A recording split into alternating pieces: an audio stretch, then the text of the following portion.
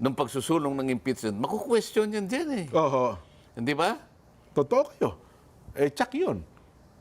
may sapilitan, may pressure eh. Paano gagawin mo ba yun sa sapilitan? Oo. Nanumpa ka eh.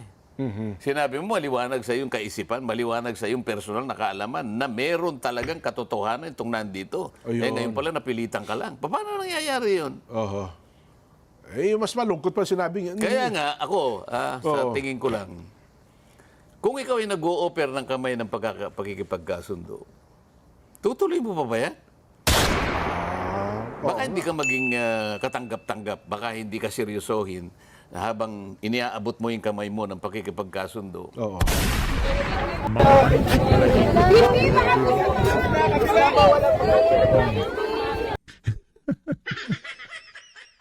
Napanood nyo ho, ibang klase ho talaga. Kwarto mo isa doon, doon kami doon.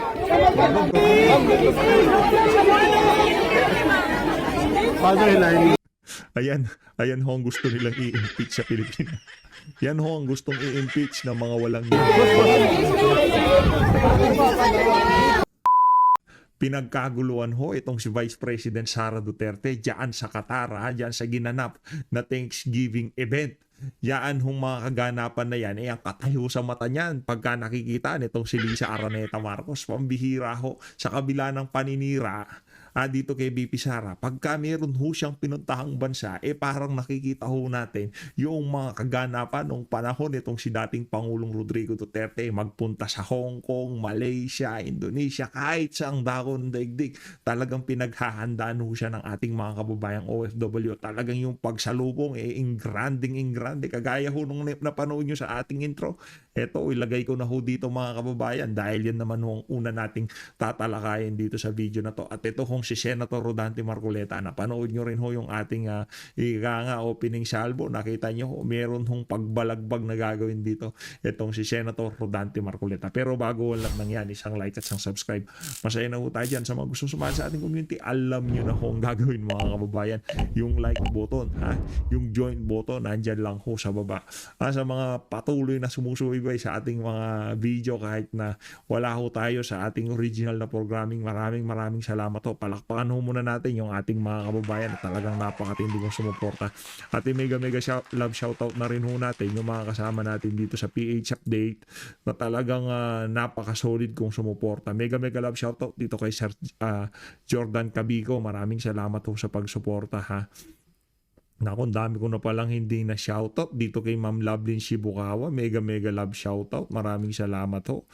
Dito kay Ma'am Ariza yan. Mega love shoutout. Maraming salamat ho. Dito kay Sale Bank 62. Maraming salamat. Robert Dadia. Maraming salamat ho. Ma'am Lovelyn Shibukawa. Ma'am Marie Flores, mega love shoutout. Maraming salamat ho sa pagsuporta sa PH Update. At sa mga susunod na linggo, babalik na ho tayo sa ating original na programming. Pero ngayon, tiyaga-tiyaga ho muna kayo mga kababayan.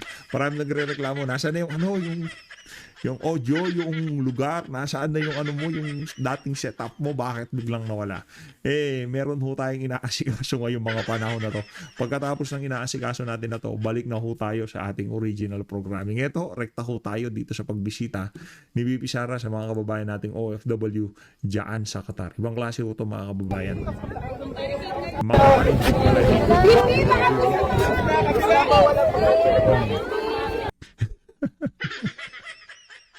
Napanood nyo ho, ibang klase ho talaga. Kwarto mo isa doon, doon kami doon.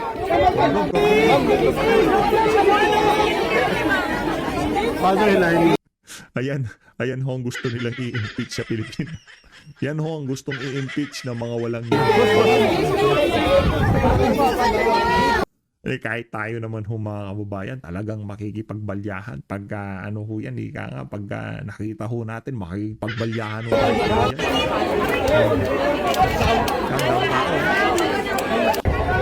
Parang nasa Davao lang ho itong si BP. Sorry.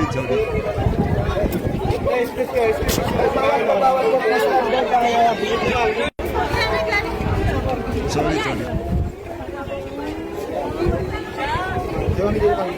Hindi ako nakapagpapicture. grabe naman ho yan. Yan ho ang gusto hong i-impeach ng administrasyon itong si Marcos Jr. At wala dito sa video na to, wala ho tayong maraming pag-uusapan. Rekta ho tayo sa punto, ika nga, direct to the punto. Dito ho tayo kay Senator Dante Marcoleta. Na-miss natin tong si Kong Dante. Ilang araw din natin di nakikita tong si Senator Dante Marcoleta. No? Ito, napapakong pa rin ho tayo kasi medyo hindi pa rin ho tayo sanay doon sa Senator. Pero masasanay din ho tayo. Sen, mega love shoutout Sen ha. O yan ang sinasabi ko sa inyo. Di ba? Mga kasama natin diyan sa Duterte, kahit tapos na eleksyon, nanalo na yung mga yan. Pero yung kanilang pagsasalita, kung gaano yung intensity nung panahon ng eleksyon, siya pa rin hong nakikita natin ngayong mga panahon na to. Saludo kay Senator Rodante Marcoleta. Maraming salamat, sir. Saludo. Ewan ko lang, Sen, ano? Dito nga, ito, hawak ko na naman itong isang resulta ng survey na ito, naging, alam nyo, ewan ko lang kung ito'y totoo na, kasi itong mga nakalipas, kami dito sa palatuntunan to habang kayo nangangampanya, isa kami sa mga nanggagalaiti sa resulta ng survey Ano ha? Yung si Sergeant medyo napinobia na may phobia na sa survey. Pagka-usapang survey, medyo allergic na siya. Ito ngayon, mukhang naiba na ang mga survey pagkatapos ng eleksyon. Sen, alam niyo ba ito sinasabi? Naiba sa, anong ibig sabihin ng naiba? Naging makatotohanan ba? Naging konting mukhang unti-unting Nagtotoo na ba sila? Nagtotoo na ng konti. Sen, ano ha? Kasi kung hindi pa sila magtotoo, Ay, mukhang babagsak ng industriya nila. wala na Mukhang di wala ba? na maniniwala talaga. Oo. Alam niyo ba ito na mahigit daw po sa kalahati ng mga Pilipino ang hindi sang-ayon. Ano ha? Wag mo na itong trust rating. Sige, gusto niyo? Sige. Ilagay niyo sa prompter itong yung trust rating. Basahin ko yung trust rating muna. Sige ha. Wala kasi dito sa ating item yung mga trust rating nasa prompter natin. Direct. Yung prompter natin tungkol doon sa trust rating.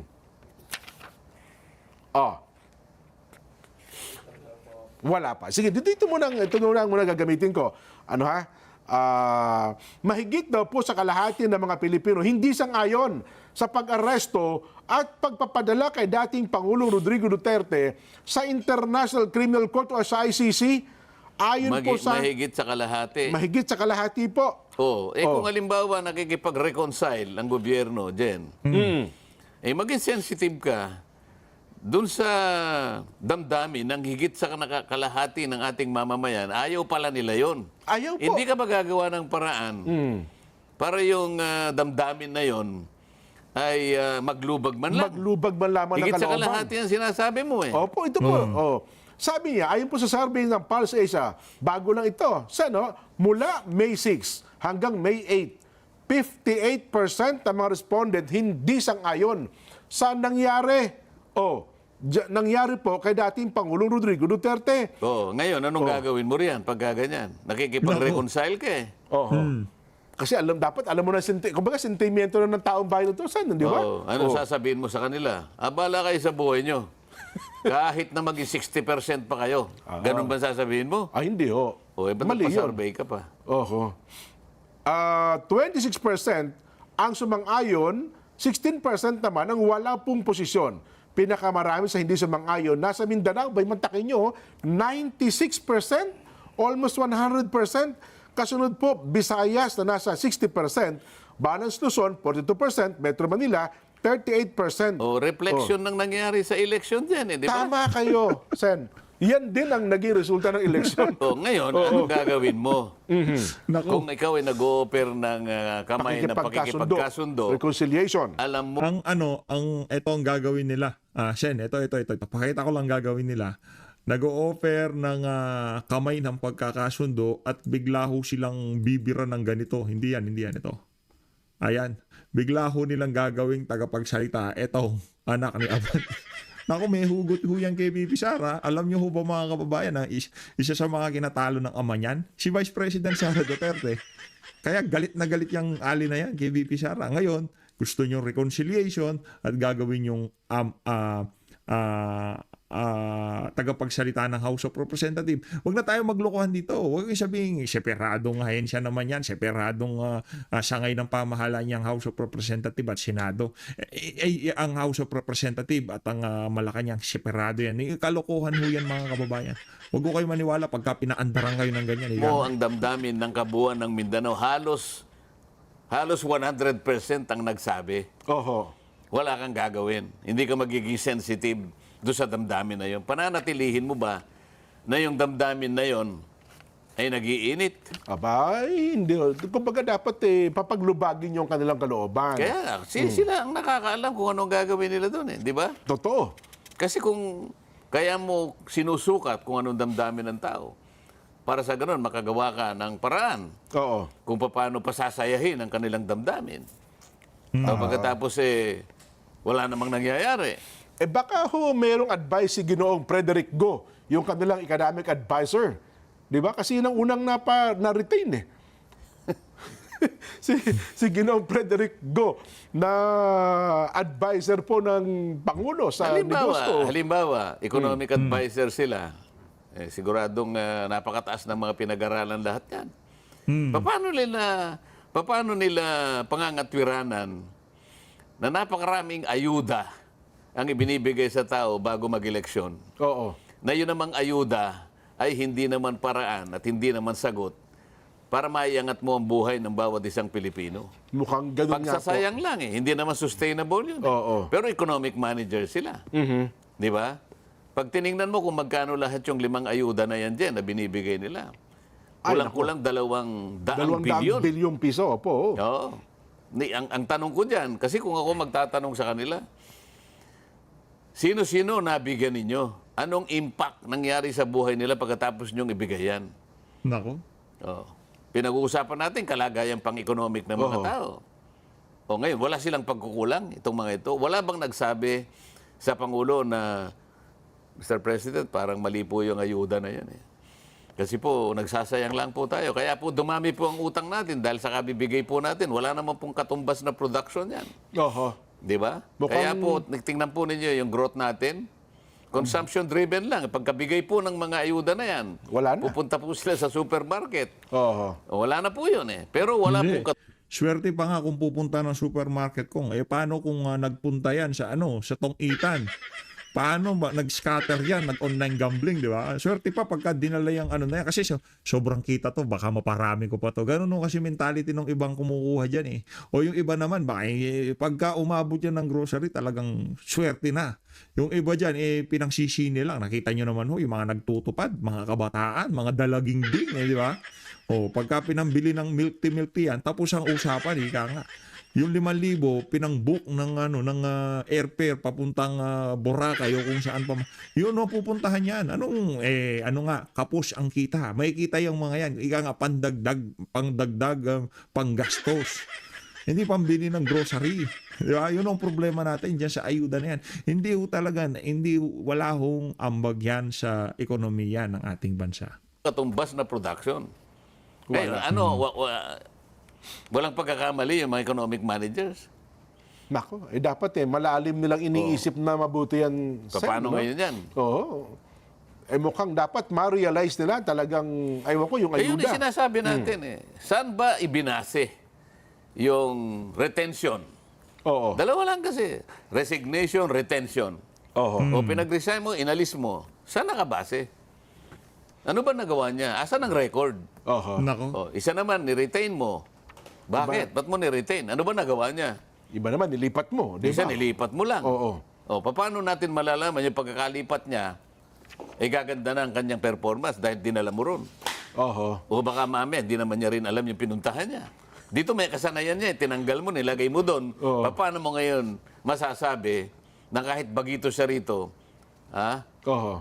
Kasi Magpe-perform palagi siya lang sinasabi, you do not switch horses in midstream. Oo. Nasa midway ka na Pinalitan mo lahat ang kabayo mo. Nako. Pero nilagay mo doon sa... Kumbaga sa track and field, nilagay mo yung isa doon sa pinakahuli. Nako. Yung isa nilagay mo, manakbo kayo. Walang Oho. Hindi calibrated Well, isa pa sa punto na kaya ko binanggit itong survey, Sen, na para baga nagpapakatotohanan ng konti, Kasi ito pong resulta ng survey na ito ng Pulse Asia ay kabaliktaran ng survey na inilabas nila bago ang eleksyon. Sila din ang gumawa. Sila din po. Na sinasabing marami daw na mga Pilipino ang sang-ayon naman na hulihin ang dating Pangulong Rodrigo Duterte Dahil bago mag-eleksyon. bago mag-eleksyon. Nung nalaman nila Oh. na natalo ang mga...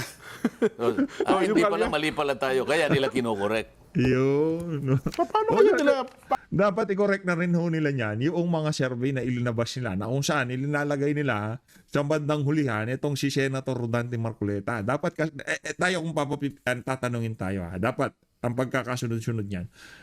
Bongo, Bato de la Rosa. Ganun ho yun. Dalawa na yun. Talagang nandyan yan.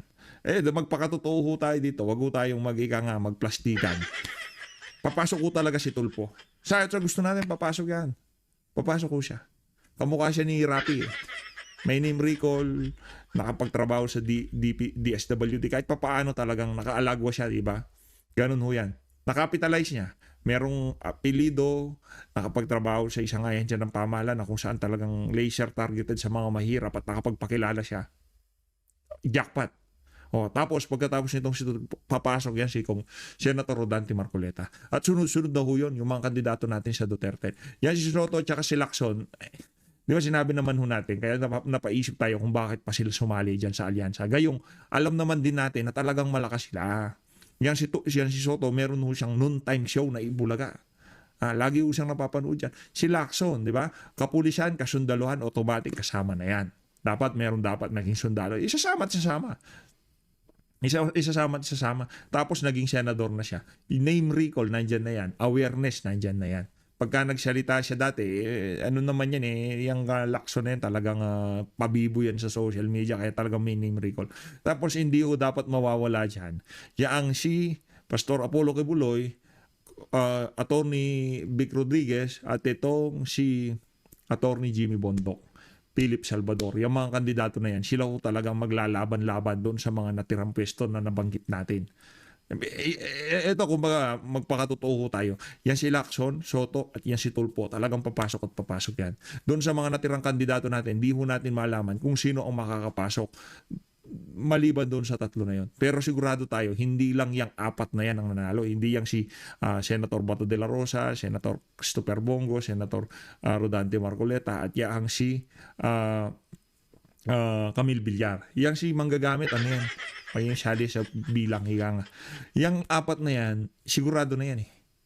Pero alam din natin sa sarili natin na meron pang makakapasok maliban sa mga yan. Yang si Aimee, di naman natin yan. Paano kaya nila pangangatwiranan yung ganung bagay na no nakaraan pala nagkamali kami. Ito na pala talaga ang totoo. Ganun ho ba yun? Yun lang tamaan niya.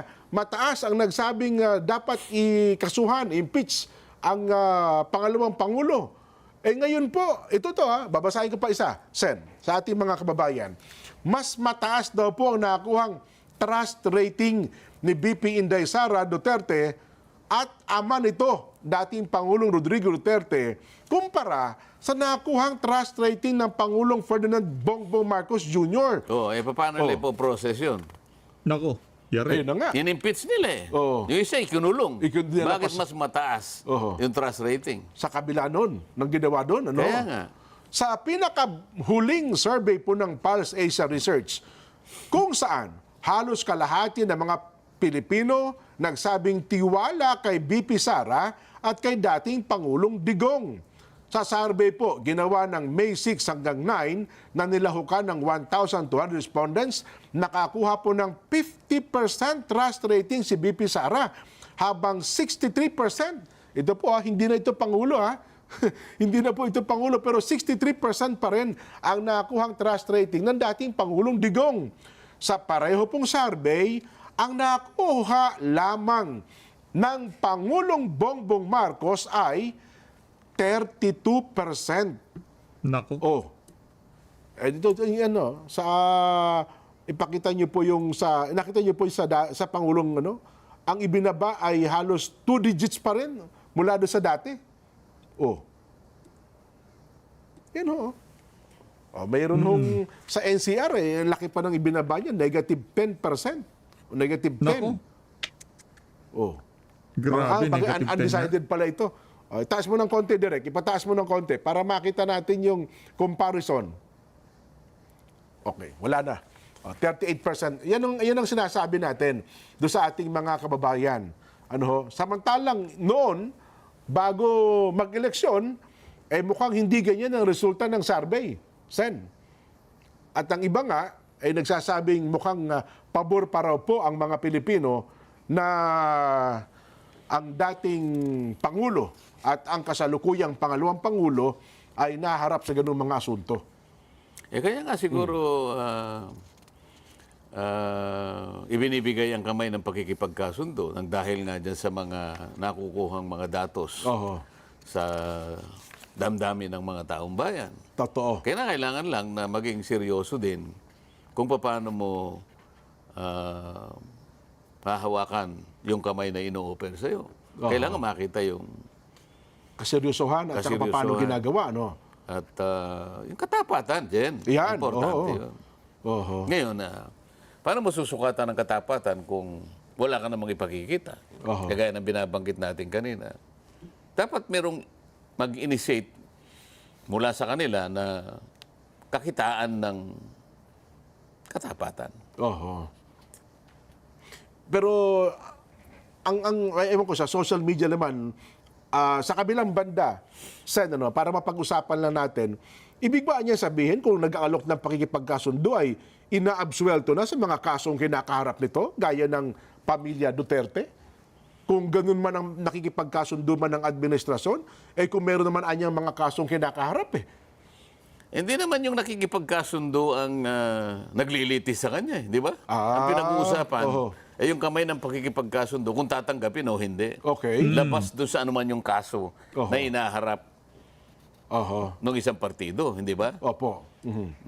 Ayun. Galing talaga tong si Sen. Yun ang dapat na maunawaan ng ating mga kababayan. Kasi sa social Unang-una, media, questionable pa nga kung bakit dinala doon, hindi ba? oo, Napakalaki ng legal issue tungkol dyan, hindi ba? ayan. Hindi naman kumo nilagay doon, ibig sabihin may kasalanan na. Yung pa nga ibang usapin dyan eh. Totoo. Kung may kasalanan, ba't di natin dito nilitis? Di ba? Oho. Nako. Anyway, basa lang ako ng ilang mga reaksyon, Sen, sa ating mga kababayan. Ang dami, binabaha tayo ng reaksyon Ang ating tanong ho, sa palagay nyo, seryoso ba ang iniaalok na pakikipagkasundo ng Pangulong Bongbong Marcos sa pamilya Duterte? Ang sagot po ng iba, ito na po. B, hindi po kasi di naman sila magaling para maging prosecutor. Ano ibig sabihin? Jesseline Polintan, Calgary, Alberta. Ayun. Aha. B, hindi po yan seryoso. Cheryl de la Cruz, Pasay. B, hindi. Wag na tayo pabudol. Sobra talaga. Aiko Uchida, Kagoshima, Japan. B, sincere dapat ang isang tao pag humiling ng kapatawan. Kaya tayo talaga ay proud na proud sa pagiging kaanib sa loob ng Iglesia ni Cristo. Anyway, Kong, sa ilan pa pong mga paksa na inihanda natin sa araw na ito, pag-usapan natin, Sen, ito pong impeachment. Pero doon sa punto lang po na mga possible scenario, ano ba ang posibleng scenario?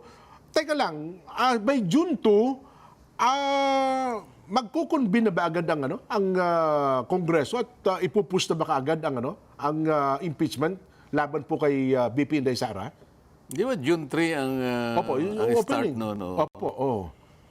Pero anong scenario na na-expect nyo? Kasi di ba parang presentation ng mga documents pa lang naman ata yun, wala pang proper hearing, di ba? Hindi, yung articles of impeachment ang Ayun, babasahin nila dyan. Oo. Ngayon, ang magiging consideration dyan, sapagkat ang magbabasa niyan ay yung majority leader siguro ng Senado. Ng di ba? Senado, opo. Wala pa naman, hindi pa naman sila nakapagtalaga bilang isang impeachment court, di ba? Opo, hindi pa.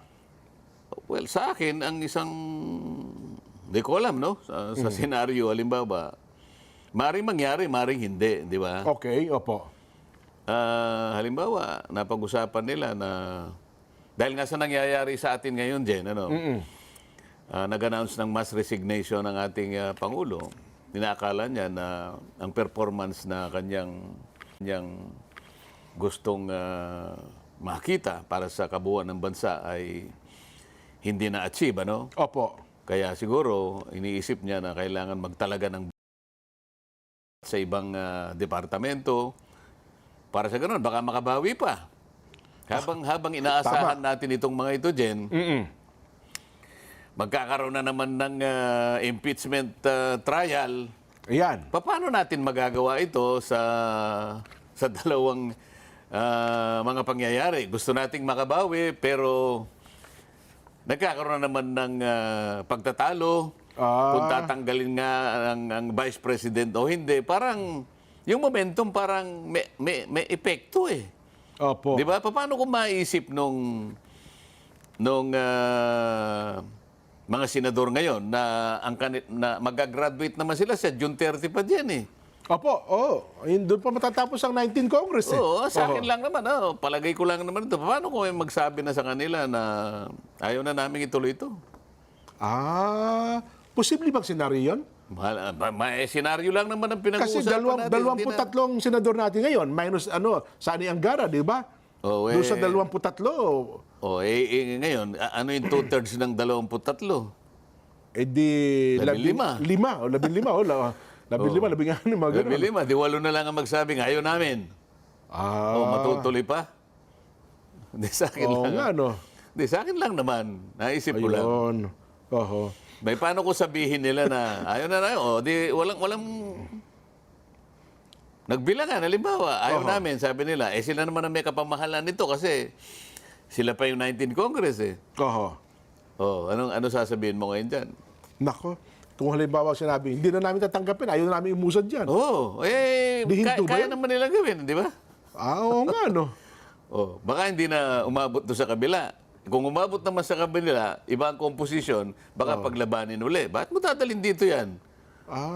Di ba? Kung umabot naman sa 20th Congress, ganun ho mangyayari. Hindi, iba naman Ibang senaryo senaryo yun. naman Pwede yun, rin opo. naman sabihin, lalong mas marami yung magsasabi, ayaw namin. Ayun. It's only a waste of time. Akala ko ba kailangan nating makabawi as a nation. Oho. Nakaharap tayo sa maraming problema. Ayun naman kasi yung unang pinag-usapan na noon pa eh. Opo. Kung bakit kasi natuloy-tuloy pa yan eh. Nang dahil lamang sa isang tao na taga-Tacloban eh. Ayun. Yun nga yung pinupunto ni Toby Diba? eh. Si Toby, siya pala pa numero 1 tumutol doon, ano? Huwag ituloy na yung impeachment eh, kasi makaka-apekto sa lahat ng kanilang kandidato eh. Kaya nga, Oho. kung nakinig lamang siya sa Pangulo, sinabi ng Pangulo, ayaw ko yan. Ay, opo. Marami tayong problema. It's a storm in a teacup, sabi niya. Hindi ko rin maintindihan kung bakit akala ko ba ang super majority ay palagi nakasuporta sa Pangulo. Oho. Ba't hindi ka nakinig? Oo nga, no? Bakit ang nangyari pa nagkapilitan? Sabi ni Oo. Ni Toby. Congressman Toby. Ako naniniwala ako kay Congressman Toby sapagkat marami rin akong mga kaibigan na nagtapat sa akin. Nagkapilitan talaga. At ibang araw, hindi nila alam yung pinirmahan pala nila, impeachment. Totoo ba yung ganun, Seth? Sapagkat ganun? hindi, nagpaliwanag lang sila pero wala silang nabasa. Ayun, no. Oo. Tapos yung iba naman daw, di na natin tutuloy yung proyekto ninyo yan. Pagka hindi kayo pumirma dito, meron pa Ayun ang sinasabi ni Congressman Toby at yun din naman ang Conditional release ipinagtapat ng sa akin ng project. mga ibang kasi marami rin naman akong kaibigan dyan. Oo naman ho. Oo. Ayaw lang nilang pasabi yung mga pangalan, Mga pangalan nila. Kasi Oo. nga raw po, yung conditional release, yun ang inaasahan nila kasi gagamitin daw nila sa kampanyahan. Sabi niya, pag hindi kayo pumirma, hindi na namin itutuloy yan. Nagsipirma sila. Ngayon, nung nagsipirma sila, hinahanap nila ngayon. Natapos daw po ang kampanyahan para wala naman lumabas na conditional release. Kaya nga nagsisisiyan. Nasaan na ito? Sabi naman nung naman ng Department of Management yata, Ng DBM. budget. Wala naman akong pinangakong ganyan. Ayan, di bahala sila. Nako, disgrasya. Kaya pala ho, nagkakalaglagan. Kaya nga pati nga yung voluntariness ng pagsusulong ng impeachment, maku-question yan dyan eh. Oho. Hindi ba? Totoo kayo. Tsak yun. Sa pilitan, may pressure eh. Paano gagawin mo ba yun sa sapilitan? Nanumpa ka eh. Sinabi mo, maliwanag sa iyong kaisipan, maliwanag sa iyong personal na kaalaman na meron talagang katotohanan itong nandito. Ayun. Ngayon pala napilitan ka lang. Paano nangyayari yun? Oho. Mas malungkot pa sinabi. Kaya nga, ako, sa tingin ko lang, kung ikaw ay nag-o-offer ng kamay ng pagkikipagkasundo, tutuloy mo pa ba yan? Baka hindi ka maging katanggap-tanggap, baka hindi ka seryosohin habang iniaabot mo yung kamay mo ng pakikipagkasundo. Oo. Diba? Malamang hindi niya iabot ang kamay niya kasi hindi siya naniniwala. Hindi, baka ang maging argumento naman dito, Sen, ay hindi ko na kasi anya sakop yan eh.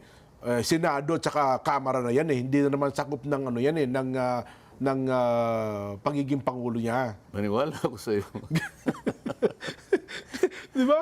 Kasi... Akala mo ba kaya nga meron ka super majority doon? Oo. Di ba? Tinutupad lang po nila daw kanilang trabaho. Di ba yun din ang naging tanong daw ni Sandro? Kung hindi ka, halimbawa, bakit nung sinabi niya na kung ako lang, ayoko yan. Opo. Hindi importante yan. Hindi makatutulong yan kahit sa isang buhay ng isang Pilipino. Oo. Bakit? Yung salita na yun, pinagkikibit-balikat lang yun? Mukhang ganun ang nangyari. Di ba? Aminin man nila o hindi. Kaya nga kung nag-o-offer ka ng kamay ng pakikipagkasundo, abay kinakailangan maging seryoso tayo. Ayun. Halimbawa, hindi ka naman nakakasiguro, paano kung halimbawa hindi nga natuloy, o kaya kung natuloy man yan, na-acquit. Kunwari lang, hindi natin alam kung ano mangyayari. Senaryo lang ang pinag-uusapan natin. Oo. Magiging maganda ba sa administrasyon kung na-acquit? Kaya nga, maaaring sabihin nila na kung ako lang, malay mo, ina-entertain na nila sa kaisipan nila. Kung ako lang, ayoko nang matuloy talaga yan. O baka naman gusto nila na gano'n na ang mangyari. Baka tumalab na sa mga mababatas. Kasi nga yung mga nagsasarbay, tumatalab na sa kanila. Nagsasabi na sila ng totoo eh. Ganun ba? Ako na lang hindi nila pinapaliwanag kung bakit naging number 6 ako samantalang number 36 ako. Ay, mahirap talaga ipaliwanag daw yun eh. Di ba? Mahirap ipaliwanag yun. Mukhang yun daw po yung nakalihim sa hiwaga, Sen. At ang nakakaalam lang. Hindi ba? Yung isang, ano man to? Yung isang media practitioner eh. Nako. Hindi makapaniwala eh. Oo. Ano? Narinig ko nga yung kanyang komento na gano'n, no? 2.8 lang naman ho yung mga yan. Paano nanalo niya yan? Di ba? Ang maganda rin yung hindi siya makamove on eh. Natapos na eleksyon, dapat kumbaga na-realize, ganun pala. Hindi ba, kung ikaw ay yung media practitioner ka, ba't ganun yung ano mo? Kasi Makikita mo na bias ka eh. Kasi ang media practitioner, Sen, ako pagkakalang ko, tagapaglahad ka lang kung ano balita. Hindi Di ka ba? magbibigay ng sarili mong opinion. Bayaan mo tagapanood mo ang magbigay. Hindi parang ikaw pa yung nagbibigay ng intriga na dapat hindi paniwalaan ang nangyari. Ayun. Tama ba yun? Ang kausap niya hindi naman ako eh. Nagtatanong siya doon sa kausap niya. Mabuti pa nga yung nakausap niya, Sen, mukhang nakakaintindi. Di ba? Kaya nga po, yaman din lamang nabanggit niya yan, Sen. Ako samantalahin ko lang po ang pagkakataon. Doon sa mga, alam niyo naman to, Sen, marami hong nanira sa inyo bagong eleksyon, pati yung kaisahan ay sinisiraan nila, pinupunan nila. Ngayon po, tayo kasi, Sen, ito natutunan ko rin po sa inyo, tsaka tinuturo lagi sa atin, kapag ang kapwa natin nasa pahiyana, nasa kalagayang pahiyana, hindi natin ugali na siya ay idukduk pa lalo sa kahihiyan. Kundi ang naging ugali natin, kapag nakita natin sila nasa sadlak na sa kahihiyan, ay tulungan pa nating bumangon, baka ma-realize nila na sila ay nagkamali. Di ho ba? Yung iba, hindi ganun eh. Ay, iba ho kasi pinaninindigan. Parang aso na nakahandusan sinisipa pa eh. Di ba? Yun na nga po. Kaya ako may paanyaya sa kanila. San, pagbigyan nyo lang ako ng maikli lang. Sige, anyayahan mo. Ang akin hong paanyaya sa inyo, doon sa mga vloggers, influencers, mga kapatid namin sa profesyon sa media, kung mayroon kayong tanong tungkol po sa kaisahan ng Iglesia ni Cristo, bakit kami nagkakaisa sa pagboto, sa paghatol, tawagan niyo po ako, i-message niyo po ako. Iyan po isang lesson eh. Ipaliliwanag natin sa kanila, Sen, gagamit tayo ng mga may karapatan, para hindi, magturo. Ikaw magpapaliwanag Hindi po ako. Wala akong karapatang magano eh. Kaya nga tayo nag-aanyaya. Para ho tuwing eleksyon, alam na ninyo.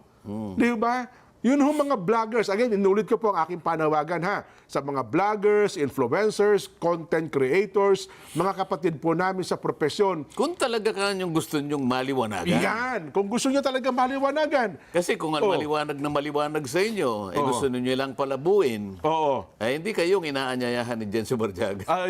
Yun.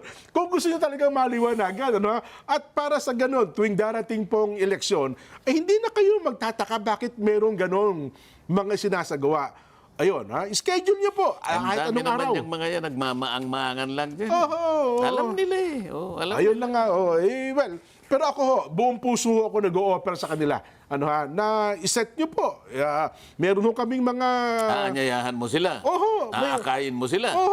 Nako, kahit na po kayo, inaalimuran nyo kami. Kahit kayo galit. Susunduin mo sila sa sasakyan Kung mo. kinakailangan, pameriendahin ko pa bago at pagkatapos. Para mapakinggan lang ninyo. Yun lang. Isang lektura lang yan, isang leksyon na mapakinggan nyo po. Para pagkatapos, sabihin nyo, ganun pala.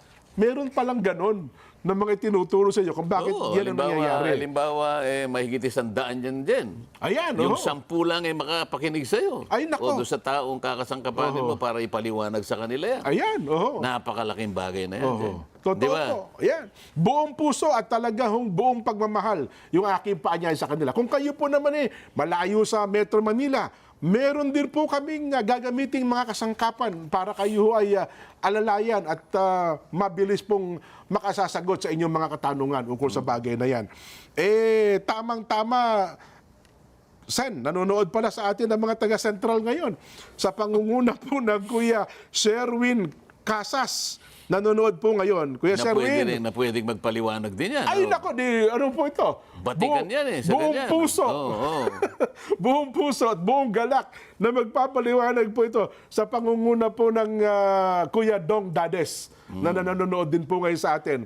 Schedule niyo po. Again, ang aking, inuulit ko po, wala po itong halong pag-iimbot o sama ng loob. Basta kayo po may tanong ukol sa bagay na yan, yung Hari naman kapagkakaisa. din, maantig silang lahat sa iyong paanyaya. Yan, opo. Sa tapat na paanyaya mo sa kanila. Oho. Para rin sa kanilang kapakinabangan. With sincerity and... May merienda pa ka May mo. merienda pa sa gawa po. Gagawin ko po yan para sa inyo. Magbabasa ka pa, yan o. Dami Ito po. Sinamantala ko lang yung pagkakataon, Zen. Ito po, resulta ng ating, hindi pa pala resulta. Basa pa po ako ng mga reaksyon. B, palabas lang po nila yan para sa rating. UNESA, Yubinlong, Hong Kong.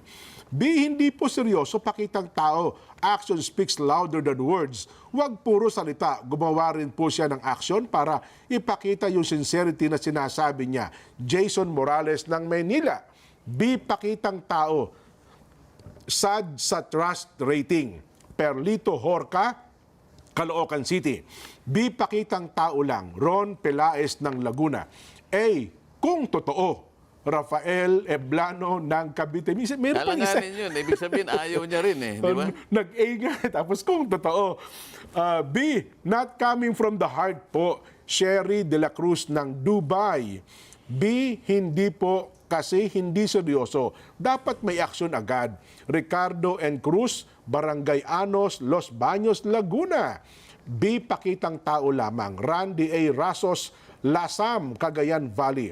B, hindi po, pakitang tao lang yan. Haina Bolandos,